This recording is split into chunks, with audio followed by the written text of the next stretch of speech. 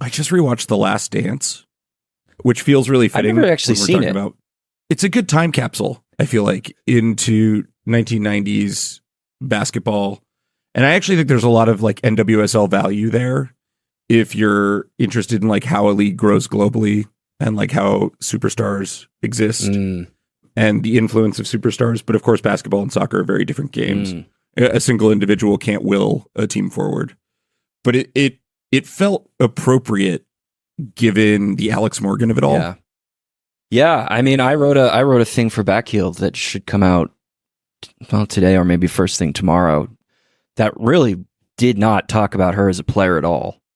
You know, in the context of what you're saying is like, you know, history is a narrative of abstract forces that one individual can only have so much impact upon. But if there is an individual, you know, who may have had that level of impact on the league, it might be her, because it's not just her being a player rep and really helping to get the CBAs in the position that they were in, or fighting for equal pay with the U.S. women, or even having Mana Shim and Sinead Farley's back. Like, she's, you know, Lynn Williams actually said that. She's like, Alex Morgan's the reason the anti-harassment policy exists. You know, she organized the players to put that in place a year before the CBA was even signed. And without that policy, I mean, does the league survive the scandal, which would come 6 months after that policy was put in place? It's a really legitimate question. It's a really open question. All right. Define Alex Morgan for me, however you want to. Give me a word to define Alex Morgan. Support.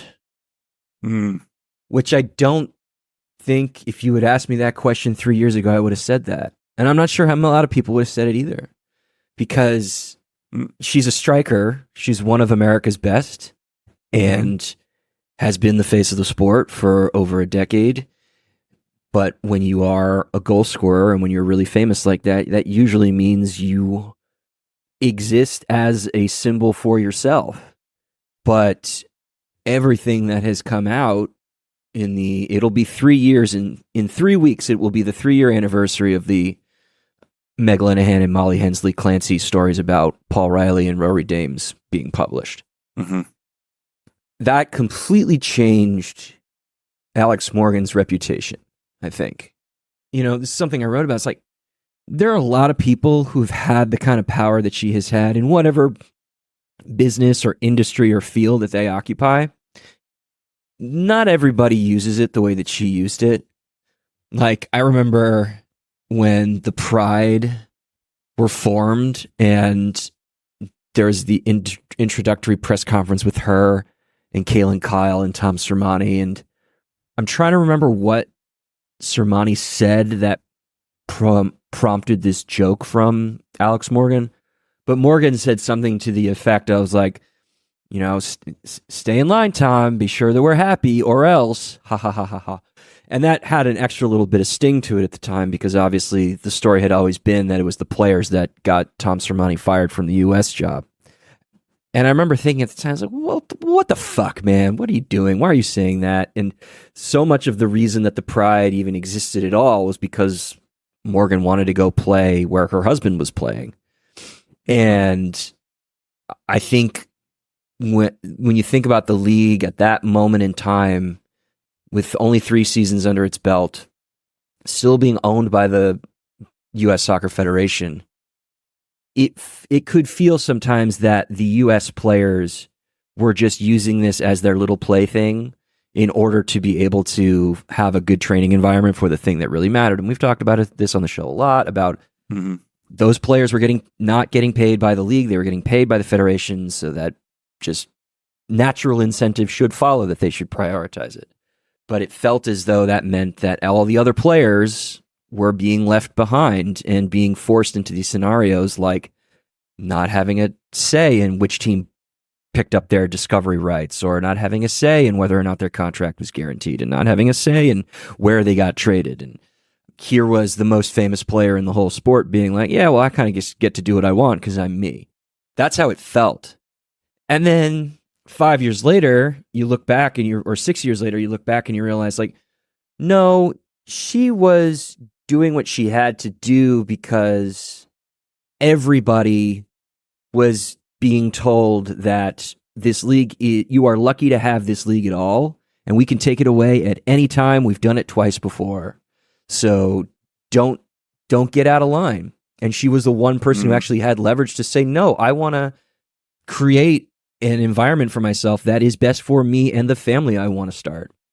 And what we didn't know is that she wasn't just doing that for herself, that she was fighting tooth and nail to allow Mana Shim to file this abuse claim against Paul Riley without risking retaliation against Shim herself. That when she found out that her teammate Sinead Farrelly was also going through that she organized almost 250 players to force Lisa Baird into creating an anti-workplace harassment policy, which is incredible that it didn't exist at the time already. And then as a player rep, she was integral in getting the 2022 and the 2024 CBAs into the versions that they exist in, which are very, very player-friendly and player-forward and player-strong. And she also dropped the Twitter thread that exposed Lisa Baird as a liar for not knowing about any of the scandals that had been going on behind the scenes. Like, she stuck her neck out. She didn't have to. She could have just sat on her millions and been a happy, rich, powerful, famous person. But she didn't do that. The word I was going to use is catalyst. Yeah. In the sense that both her game, goals change game, she was often a catalyst for whatever offense she was a part of, but she was a catalyst for change in every way, both on and off the field, and really created a slipstream for everyone else's lives to be better in. And like I think it's such a loss. It's such a tremendous loss. And she is totally worthy of having a simulcast on 97 Channel. I know. Because for all we've talked about on this podcast about sort of like Alex Morgan's end of her career and sort of her physical limitations as a striker, there's nothing but deep respect here for who she was at her peak. If we'd been doing this podcast for a decade, we would have had lots of glorious things to say about Alex Morgan over the course of this podcast. She just was getting old the way 30-something-year-old strikers tend to. We'll definitely get into that a little bit later when we talk about Asisata Shwala. But like, it's just really hard to play striker at an elite level later in your career, and in the or past a certain point. In the most competitive league in the world. I think that the other part of Morgan's NWSL legacy, at least until recently, that was easy to believe, was that she was just using it as a training ground and never really took it seriously and never really had a campaign that you could say, all right, the league is defined by who this player is. Like, in the first few years of the league, like Christine Sinclair and Kim Little were probably the defining players of that first period. Lauren Holiday. Lauren Holiday, I think, is absolutely in there as well. The second period, which you could say is like 2016 to 2019, it's Sam Kerr, Lynn Williams, and Dabinia, and to a lesser extent, Jess McDonald. Since 2021, it's been Sophia Smith and Trinity Rodman. Morgan has never been... She never won an MVP award. She won an NWSL title in the league's first year, which is a very, very different league than what it is now. She was an MVP finalist only once, only won the Golden Boot one time. You could say that this league really didn't wear Alex Morgan as its face, but it very clearly wears Alex Morgan as its face now that we know everything behind the scenes that she'd been doing to affect change. And, you know, American Soccer Analysis is the only publicly available XG model that takes the NWSL all the way back to 2016. FBref only goes back to 2019 with the league. So if you look going back to 2016, if you just look at in terms of counting stats, in terms of volume, which I think is maybe the best way to think about career path on XG, because we know just how mercurial players' career lengths can be for a lot of different reasons. Like, she racked up almost 38 non-penalty XG, and that's sixth all time since 2016. It's very good. Yeah, I was trying to think about how to contextualize her in the broader sense of like American sports leagues and American sports icons. And for team sports, the person that I sort of landed on after some consideration is she's kind of, and Pino deserves being included in this as well, but she's kind of like the Bill Russell of American women's soccer. Okay. Say more. Never the flashiest. What I mean is Bill Russell is not the defining basketball player of his era, though he was a many, many times over champion. I think you'd look to like Wilt. You know, Wilt is the greater accumulator of stats. Bill Russell is the conscience of basketball for a lot of it. And Alex Morgan, like Bill Russell, always had an eye on a greater sense of responsibility and what her image meant. And I think that, and a true humanitarian for the sport. And, I think we look back on, everybody remembers Bill Russell for all the titles that he won. And Alex Morgan, certainly with her World Cups, her gold medals, her NWSL title, did a lot in that way.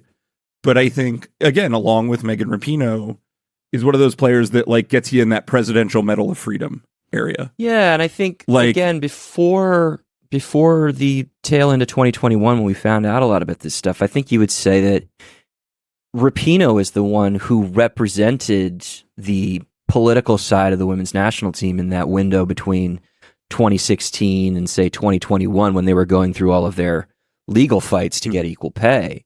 And Rapinoe deserves that place in history without question. We're not taking it away from her.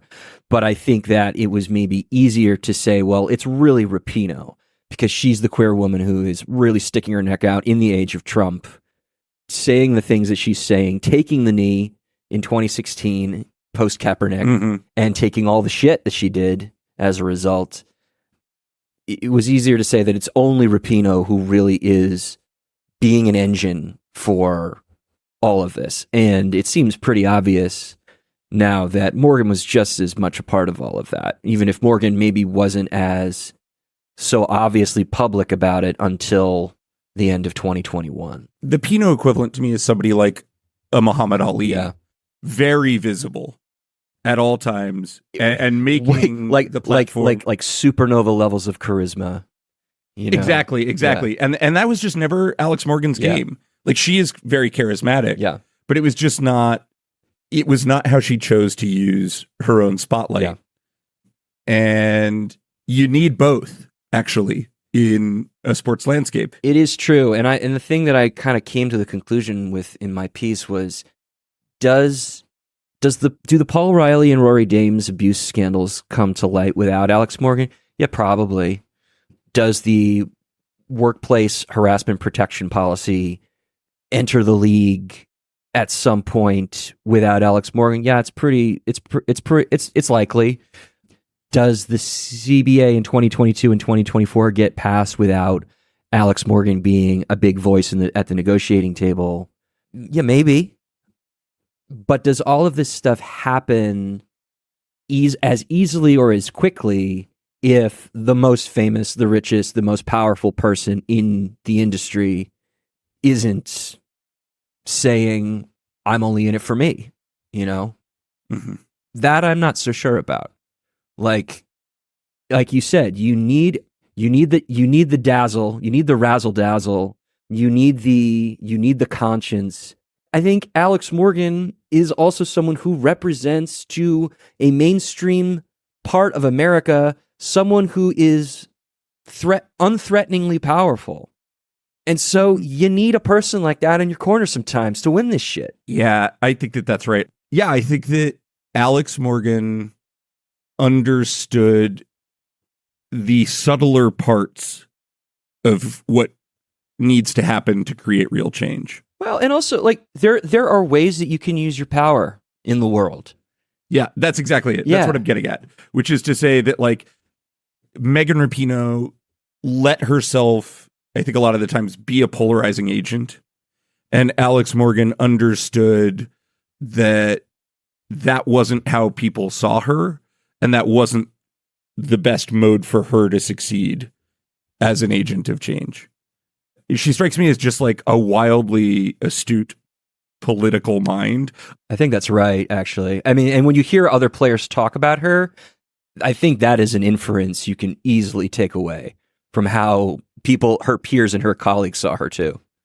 Yeah, like if Alex Morgan wants to be the next senator from California, I am totally on board with like Alex Morgan 2028 or whatever it'll be. Like, I think we have a lot more to hear from Alex Morgan long term. She has said that her phase 2 of her career is she wants to continue investing in women's sports, and she kept that a little bit vague in her media availability. So does that mean she's going to want to buy a piece of a team? Does that mean she's going to want to try and put money into girls' sports development? Both, all of the above, something else we're not thinking of? I mean, I think there's a lot on the table about how she wants to use her platform now, but it's very clear that she's not going to go gently into that good night, as it were. Again, something she could have easily done, and she's actively choosing not to do that. Yes. All right. So thank you, Alex Morgan, and we'll now begin the show.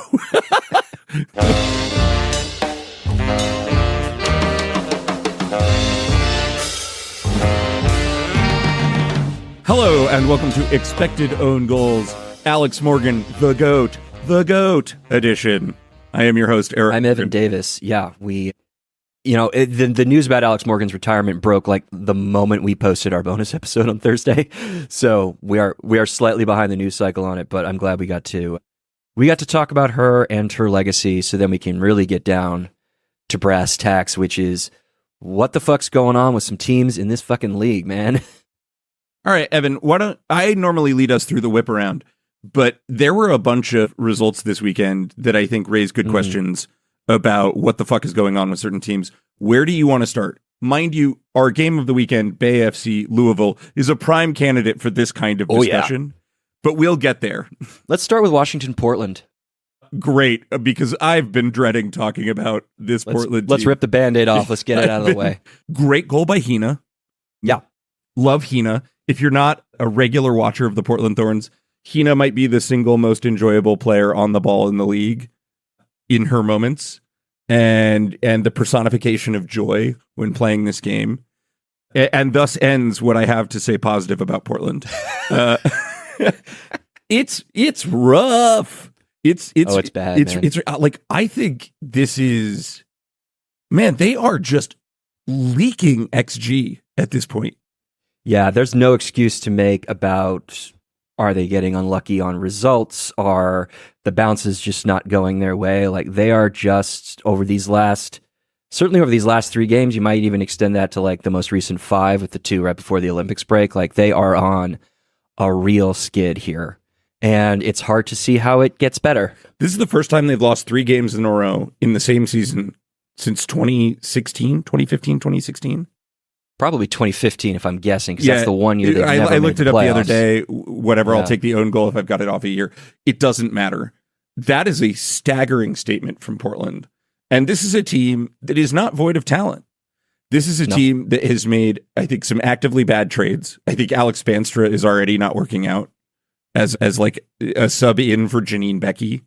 I don't know who advised that was a good player to bring in lieu of taking away one of the more potent wing attackers in the league, wide attackers. Yeah, the more time goes on and the worse these results become, it feels clearer and clearer that the Bethals were probably saying, like, shed salary, we're resetting in the offseason.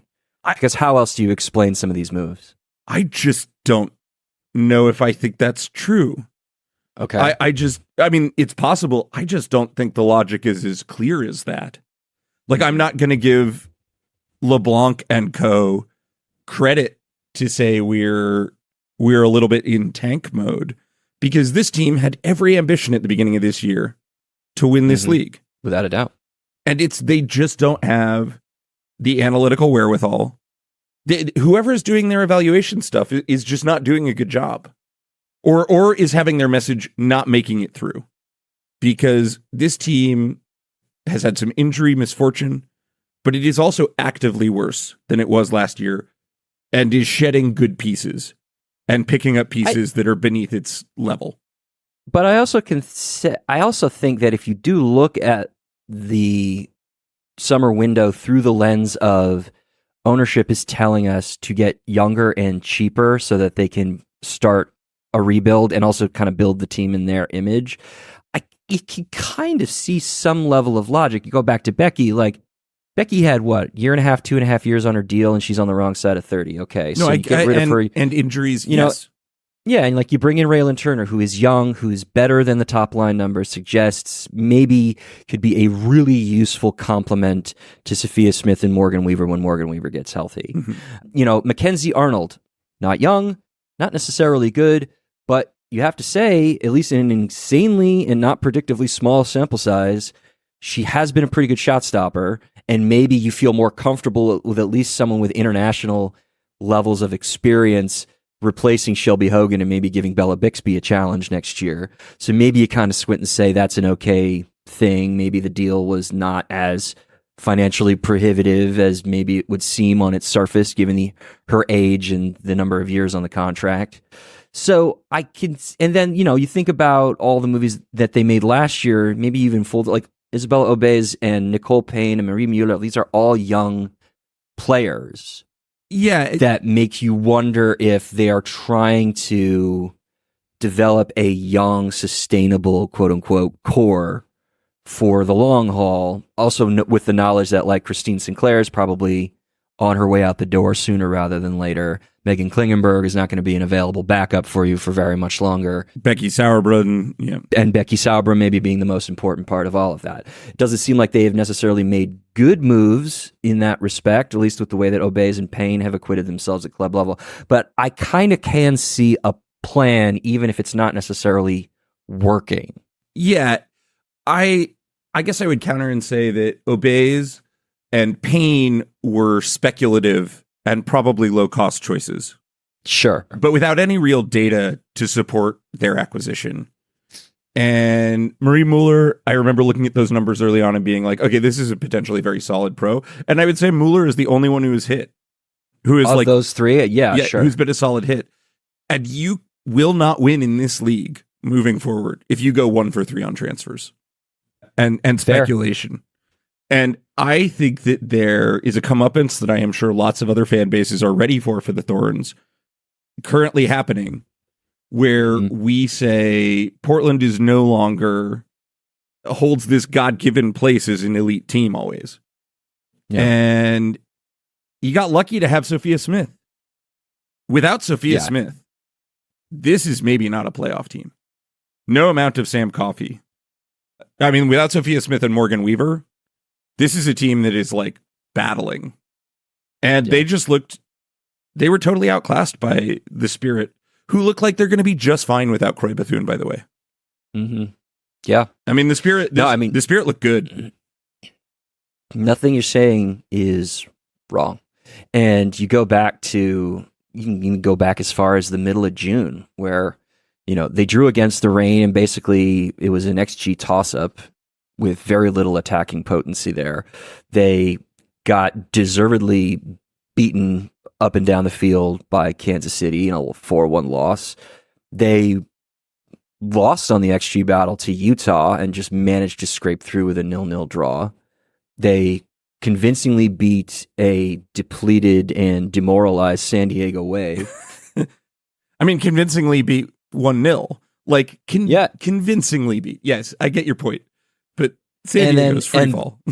Yeah, and then they've been deservedly on the losing side for 3 straight weeks, 2 of which come from teams that, let's face it, given their status, they probably should be losing to right now. Yeah. And the other one is a Bay FC team that we'll talk about later that is becoming more and more intriguing by the day. Yeah, I don't have a lot of sympathy for Portland, even if maybe I can squint and see a way of understanding how they've behaved over the last few weeks. I mean, they are desperately missing Morgan Weaver. I don't think that is in doubt at all. I did have somebody tell me that this has been coming for 2 years, and I don't know if I quite agree with that. Like, just look at the XG differential from last season. I mean, this has not been coming for 2 years. The 2023 Portland Thorns, if you look at expected points per game, are the 11th best team in NWSL history by that particular metric. So I'm not totally buying that argument. And even in the first half of the season, they're averaging like 1.8 expected points a game. Like they were top 4 caliber, and that includes, the what would be that be that would include the 9 games in the first half of the year that they played under Rob Gale. But they have just really quickly tailspun in the second half of the season, the more and more they have had to rely on pieces that are aging or busts or both, and are not making smart moves to win now. And it really does remain to be seen if they will help them win in the long term. Yeah, there's no joy in Stumpville tonight. All right, I'll do it.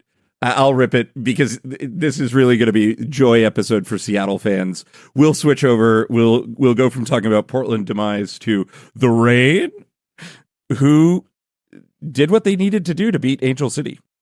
Yeah, maybe fortunate on one of those VAR calls, but the Angel City players and the Angel City fans were quite convinced that they were hard done by from minute 1 to minute 90 by the referee.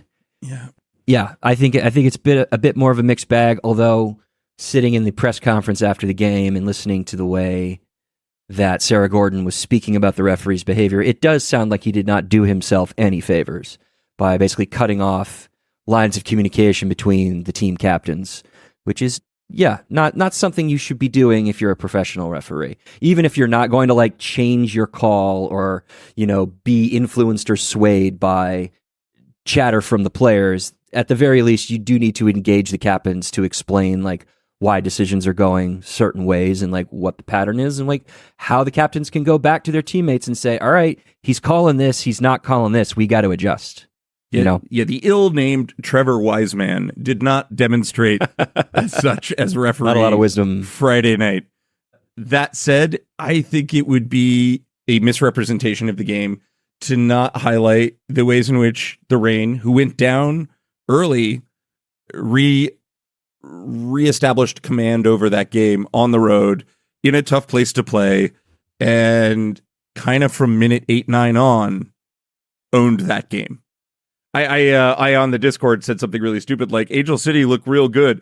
Boy, it was just a kiss of death after that opening 15 or so, because the Reign demonstrated the power of control in a game and just found opportunities and capitalized on them. G scored another goal of the week nominee, just a from a dead standstill, 0 backlift, perfect chip shot over Didi.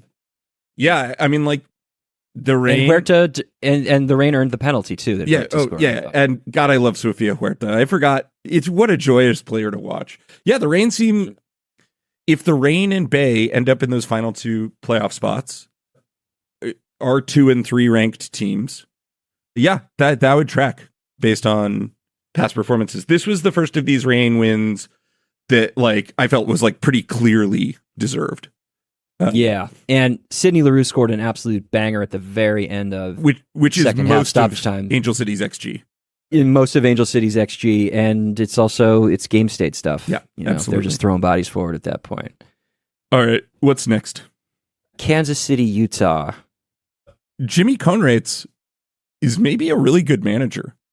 Like this is the first time where I sense, Emi Rodriguez leaving and all the 30-something internationals that they brought in and the illusion of their success at the Summer Cup, and then these victories and these successes since coming back from the Olympics break. This is the first moment where I'm kind of like, all right, you have my attention, Utah.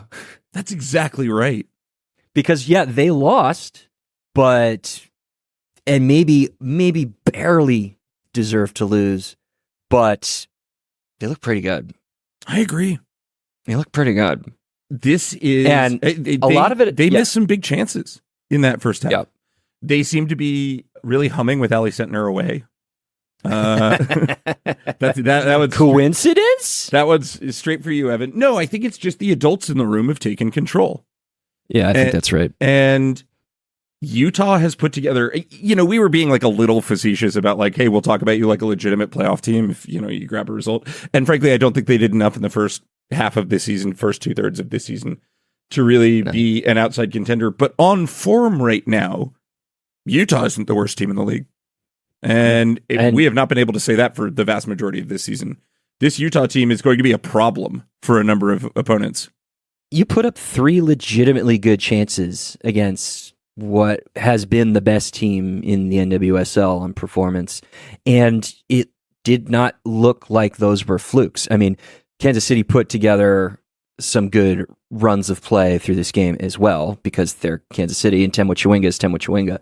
But this is the first game with the Alana Cook, Kayla Sharples center back pairing, which now makes, 4 straight games of different central defense combinations, if I'm not mistaken. So, I mean, I'll double check that just to make sure my ducks are in a row. But regardless, it's the same problems that have plagued Kansas City since the Orlando loss have reared their heads again, which is that they've constantly had to reshuffle their back line, and those players are not able to get a rhythm going together. And so... And Schulte's like in her second start. There's a lot in transition right now. Yeah.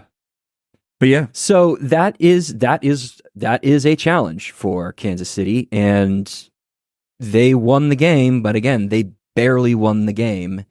And until they gotta get things settled defensively and quick, because they are shedding points quite fast. I mean, and you can't sustain that for a long time. Yeah, they didn't shed points this weekend, but they could have. And it's the third center back combination in the 4 games since the Orlando loss. But still, that's just still a lot of movement. And the 2 players who are there playing in central defense for them at the moment were not on the team a month ago. So that's just a lot for them to get up to speed on. Okay, which one's next? Next game for you? San Diego, North Carolina. North Carolina took advantage of a team that is in complete and utter chaos right now and did the job. Like, North Carolina did a very workmanlike job of dismantling a team that is defensively out to sea. Cashed in on some good fortune. Like, they probably weren't worth 4 goals on. No, of course. Yeah, rarely is a team worth 4 goals on performance.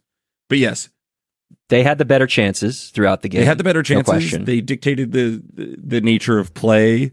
They took what could have been a monumental momentum evening and stripped that away almost immediately. They scored 3 minutes into that game, 4 minutes into that game, and then Kaylin Sheridan got sent off. It is chaos in San Diego. Yeah. And it's a bummer for San Diego, because it should have been a very joyous occasion. Yeah. With about 26,500 people out of 32,000 were in the stadium, which is pretty good considering how miserable the weather was and that the team only had 3 days to promote the game. So that's quite impressive. Yeah. Yeah. I mean, North Carolina, this is how North Carolina wins. Yeah. Very workmanlike, very, very studious. And exploiting the inefficiencies of their opponent, of which Donovan San Diego has many. All right. I think the one thing that was steady as she goes was Gotham the Dash. Yeah. I mean, it took a long time, but it came. Yeah.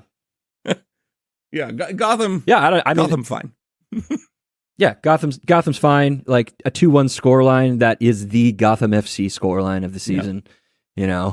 Yaz Ryan, great look very early in the game.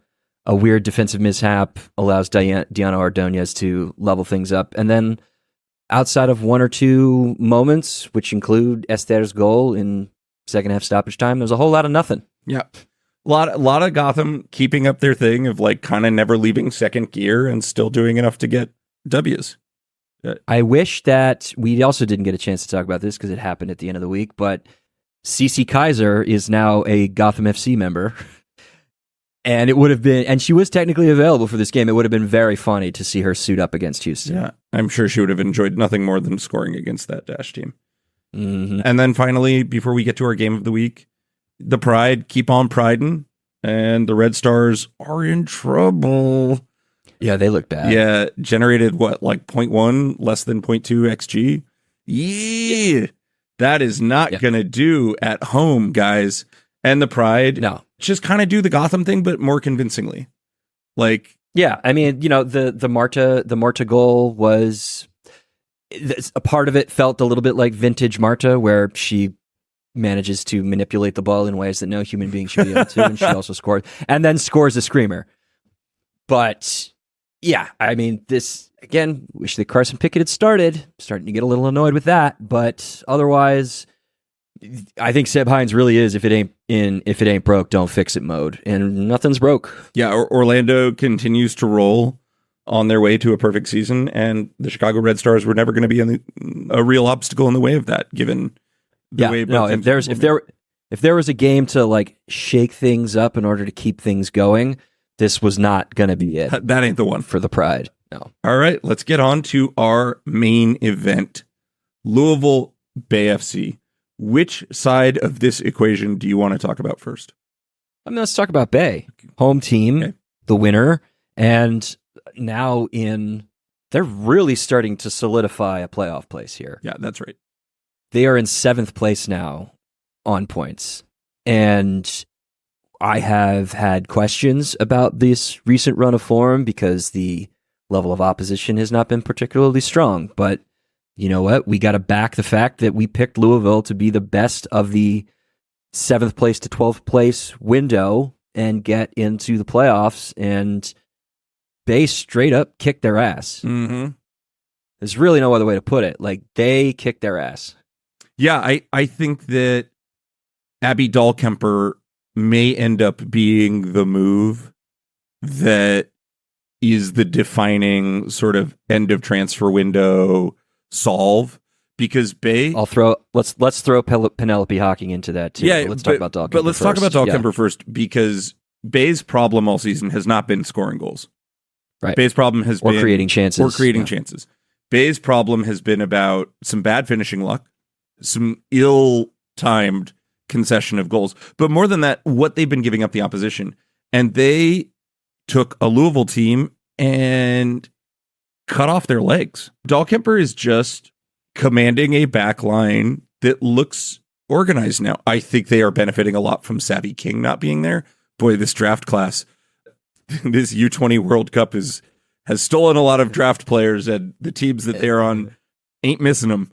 Well, you mentioned with Utah that like Utah is benefiting from the adults being in the room. That's what Dahlkemper is here. Right. Like this is a 31-year-old World Cup winner who's one of the best off the ball central defenders in the league. And despite her age and despite her injury issues, it's not like she's gotten any stupider at the position. No, her health will be a question mark probably for the rest of her career. When she is healthy, she is a very good defender. And that has been what Bay is lacking. Emily Mangus, Abby Dahlkemper, not my favorite athletic back pairing I've ever seen. That said, they took a Louisville team that has also not had a lot of problems scoring goals. A Louisville team, obviously, without Uchenna Kanu and Savannah DeMello, but a Louisville team with plenty of weapons. And arguably put out one of their stronger attacking cores, or that is potentially available to them, like Janine Becky on the right wing, Emma Sears on the left, Bethany Balser through the middle. That's a good attacking group. Yeah, maybe you want DeMello there, maybe you want Kanu instead of Sears, but that's a good group. A distinction without a difference, frankly.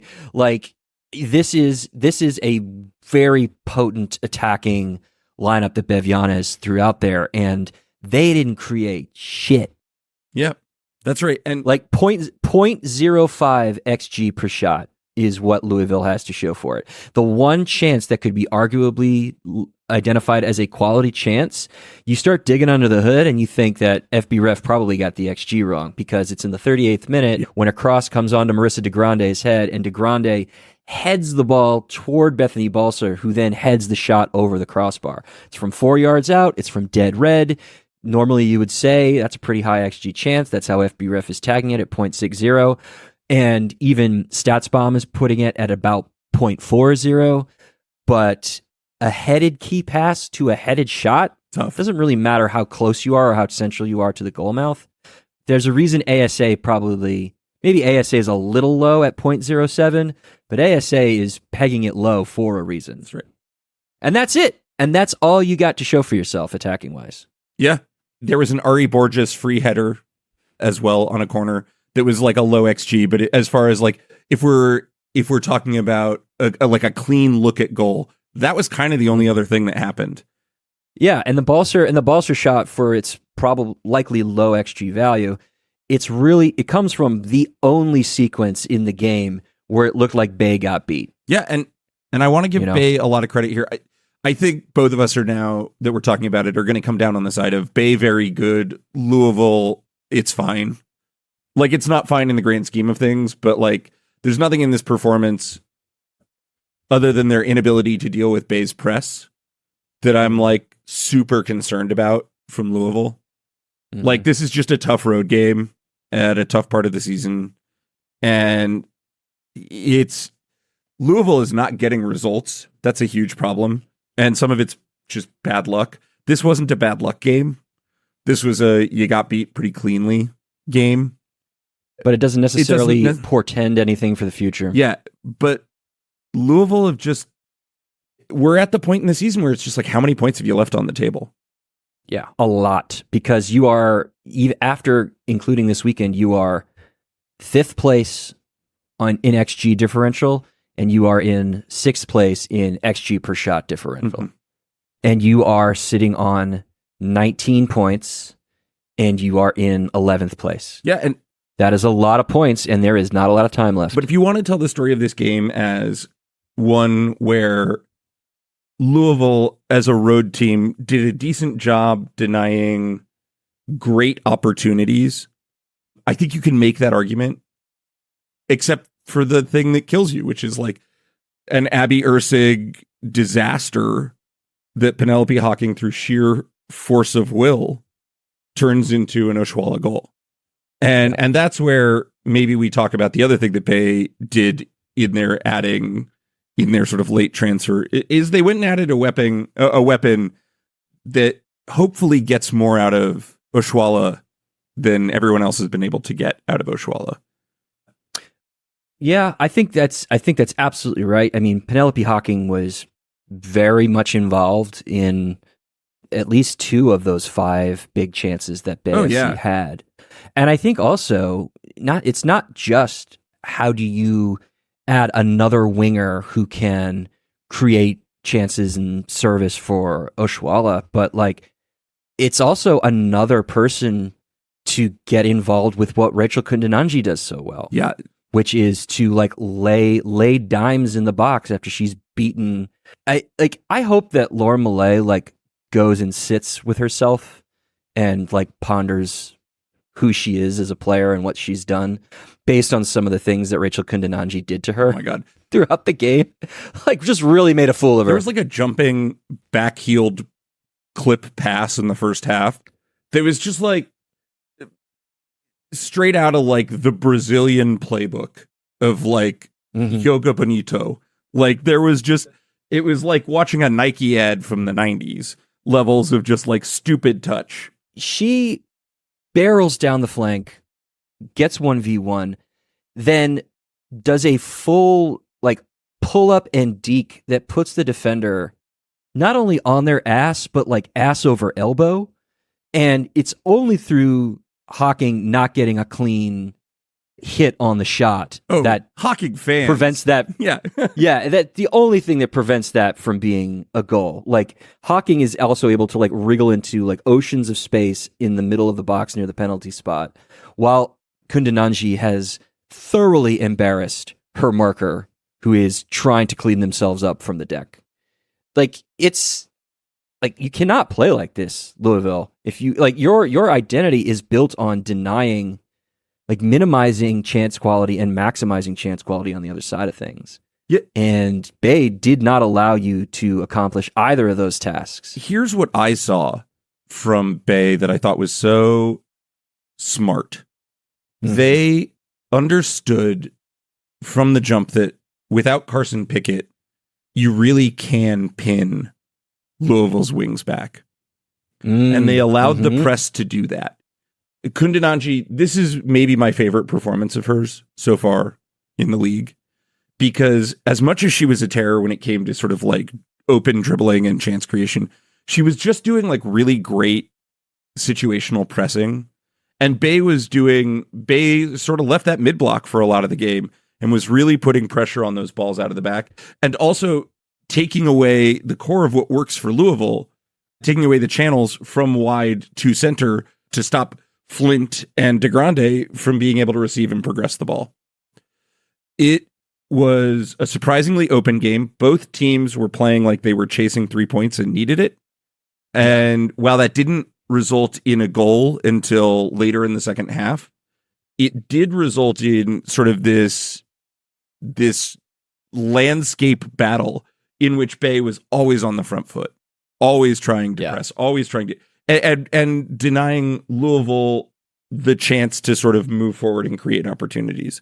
The press sustained. Do I think this press gets away with it against like Washington? No, maybe not.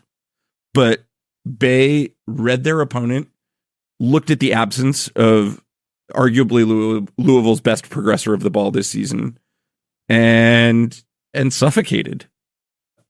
Kind of from the jump. I think for as much criticism as we've given Albertine Montoya on this podcast, he got it right today, or he got it right in the Bay Louisville game. That is extremely well said. I think your point about Carson Pickett preventing that level of front foot pressure on that flank, it's so visible when you look at Louisville's passing network and you see that Aaron Wright, on average, was not in the attacking half. No, Aaron, for most. Aaron Wright's playing a completely different position than Carson Pickett. Like, they are both nominally left backs, but a left back is not a plug and play position when you go from Carson Pickett to Aaron Wright. And that, if you wanted me to flag one thing that I'm like, shit, for Louisville the rest of the way, it's you got to figure out how you're going to create anything down that left flank and how you're going to replace the progression you've lost with Carson Pickett. Look at the spread of box entries for Louisville from the left flank, 12%. Yeah, no, it's I doubt it was ever less than 30% when Pickett was on the field for them. Yeah, it's just what has happened down the left. It's a canyon where once stood a mountain. Like it's awful. Yeah. And no amount of Janine Becky's going to solve that, by the way, unless you really start getting clever about how you want to progress the ball. Yeah, I mean, for one thing, they don't play the same wings. So you need to completely what I mean is like the direction of your flank play. Exactly, and Becky was pulling inside a lot. Becky was pulling inside a lot, trying to use Laura Millay as a progression option, and then Becky was pulling inside, which means there was really no width available on the right wing. So, like, if you want to use, the right flank as a stretching point, that's where most of your action was coming from, but Becky is going to be the better service provider, so give her natural width, because trust your central attacking players. Like Balser can handle the middle. I think that's pretty obvious. Or do you worry that Balser is going to need somebody to help slip between the lines to give her balls as she progresses, and you didn't have DeMello available to you, so you needed someone who is a little bit more technically proficient than, say, DeGrande is going forward? Okay, fair. I can see the argument, but then you're just wasting all of the stretching that you can do on the right wing when it's Millay that you're asking to do that. And Millay also didn't get that far forward very often. No, I mean, there just lots of problems here, guys. It's funny to look at the field control map, because I joked on Discord, it's like more like field not in control. Am I right? Because there's just no area where either team really seemed to like get a foothold. But what that kind of means is that just Bay kind of ran things in transition. Yeah, and again, it was because the Louisville wings were pinned, the center of the park got clogged, the passing wasn't super crisp, and Rachel Kundananji, when she got on the ball, just did so much work moving the play forward. Let's talk about Asisat Oshuala, because I think it's been a minute And there's something a coach said to me just about striking, or just being a striker. It's like, look, you get the goal. Like, if you offered nothing else to the team, but you still score a goal, it's a goal. Like, you did your job. In this game, I actually don't agree with that from a manager a lot of the time.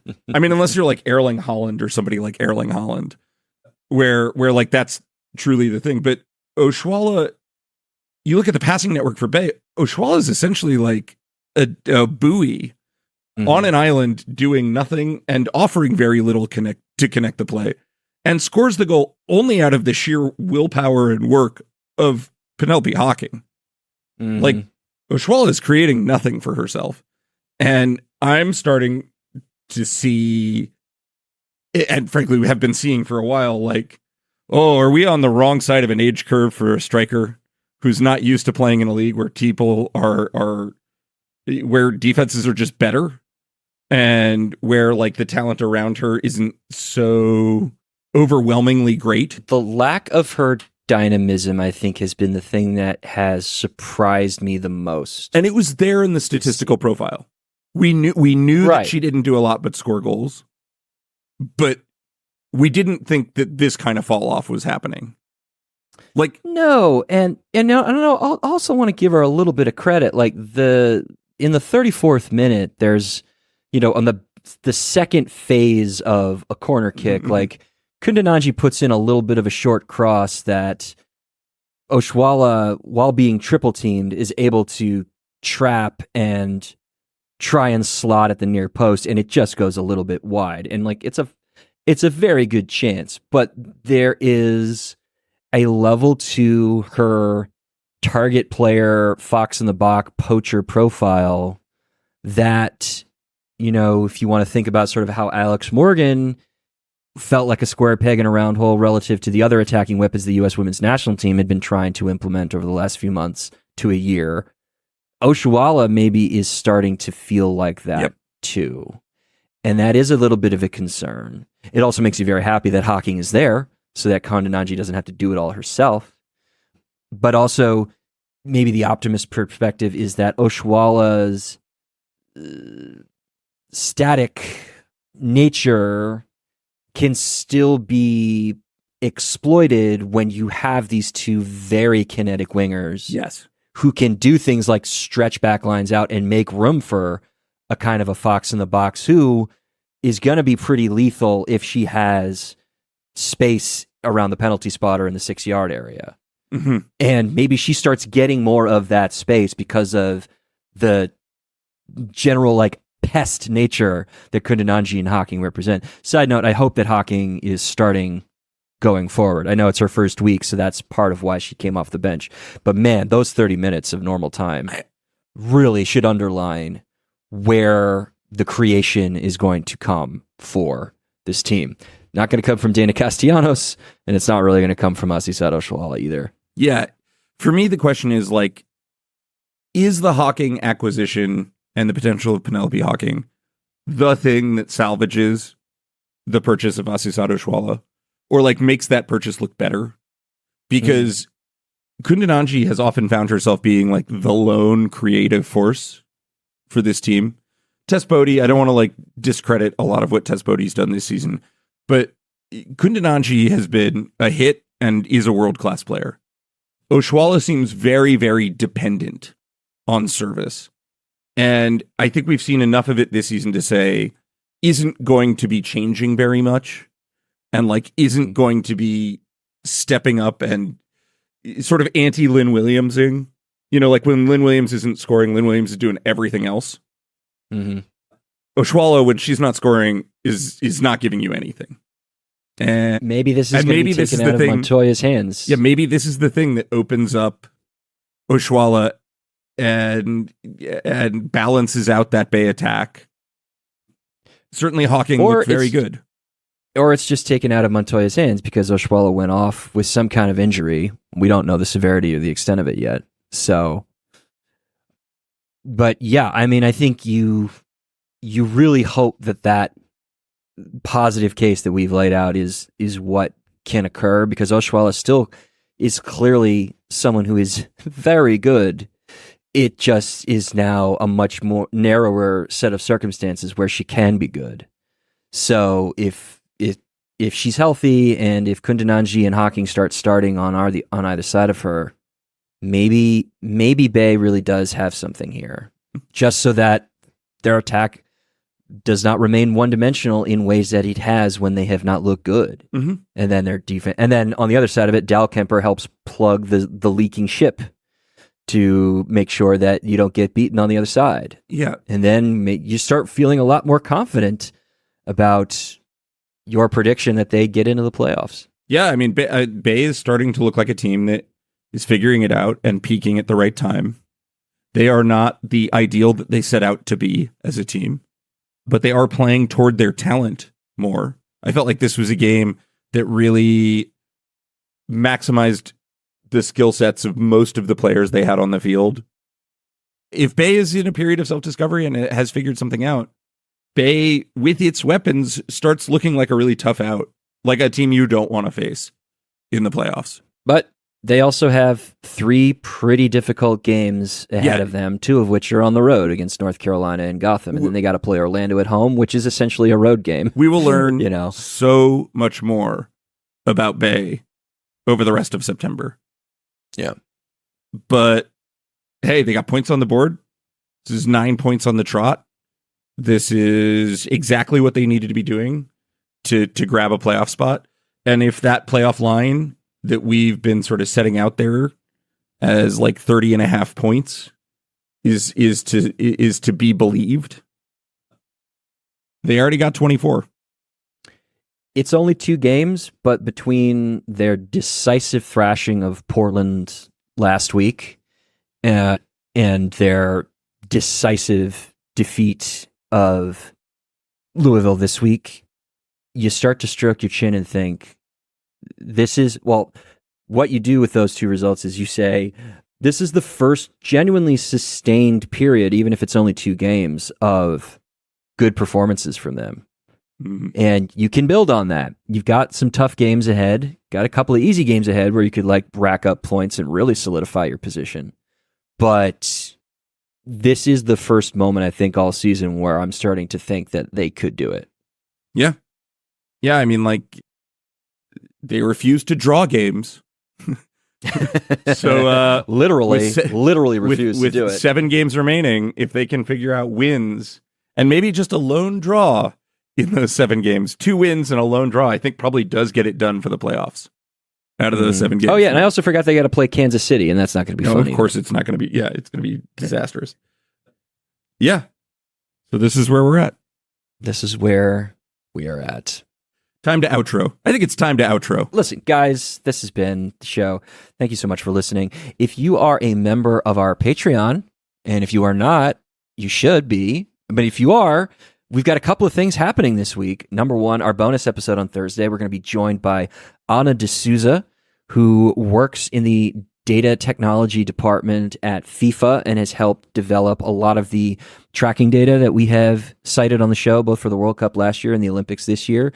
And she worked for the Jamaican women's national team during the World Cup in 2023 and just gave a talk about that experience at the Women's Sports Analytics Symposium in Philadelphia over the weekend. So we are very excited to get a lot of her insights about her journey in this space. So look forward to that. That'll come out on Thursday. And on Friday, if you decide not to go and watch this game at a bar, we are going to be doing a live stream for Orlando, Kansas City. I am going to be on a solo road trip during that, but I will find a way to make this happen. You want to know why? Because he's a fucking professional, That's folks. correct. Yeah, I'm very excited for that. So game. Wouldn't miss it. Yes, yeah. It is the game of the season. It would have been a little bit more of the game of the season if Kansas City wasn't in the middle of this little wobble in their form, but we still think that they are the 2 best teams in the league, generally speaking. So this is going to be a real test about whether or not Kansas City can right the ship and if Orlando can maintain their unbeaten run. So it's very, very exciting. So we'll be sending out information about where you can watch that on YouTube, but that will be Friday night. So we hope that you can join us for that. Again, that is only for our Patreon subscribers. So if you are not a member for only $6 a month, sign up this week and join us on Friday night for that live stream. In the meantime, do all the things that you haven't done already. Rate us 5 stars, review us on a platform that offers you the option. Follow us, tell your friends about us, follow us on social media at XOwnGoals. That's the letter X Own Goals, including Blue Sky. Send us an email at expectedowngoals@gmail.com. That's the letter expectedowngoals@gmail.com if you believe we've made an own goal. Mm-hmm. So we'll talk to our Patreon subscribers on Thursday. We will see our Patreon subscribers on Friday. 13th. And we'll talk to the rest of you. Yeah. Friday the 13th. Lucky September 13th. Yeah. My brother's birthday. Yeah. And we will hear from the rest of you next Tuesday. All right. Enjoy your week. Bye, guys. Bye.